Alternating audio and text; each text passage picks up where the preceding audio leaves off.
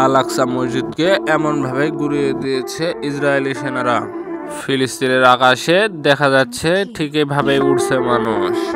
পুরা বিশ্বের মধ্যে 200 কোটি মুসলমান, তবে কেন আল আকসা মসজিদের এই অবস্থা?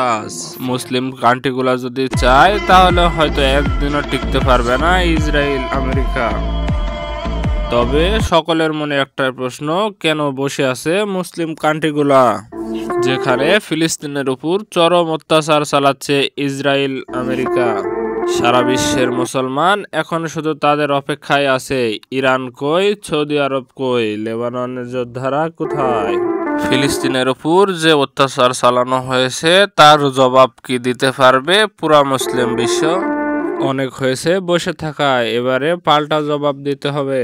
ফিলিস্তিনে হয়তো কিছুই আর নেই, তার প্রমাণ দিতেই এই ছবিগুলা রয়ে গেছে।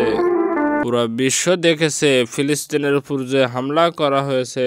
মুসলিম সব কান্ট্রিগুলা হয়তো এখন জবাব দিতে প্রস্তুত, তবে কবে ইসরায়েল আমেরিকা জবাব পাবে সেই প্রশ্নটাও রয়ে গেছে অডিয়েন্সের মাঝে। এভাবে চলতে থাকলে হয়তো অল্প কিছুদিনের মধ্যেই ফিলিস্তিন থেকে সকল মুসলিম ভাই বোনদের উঠিয়ে ফেলা হবে। হে আল্লাহ, বিশ্বের সকল মুসলমানদের রক্ষা করুন।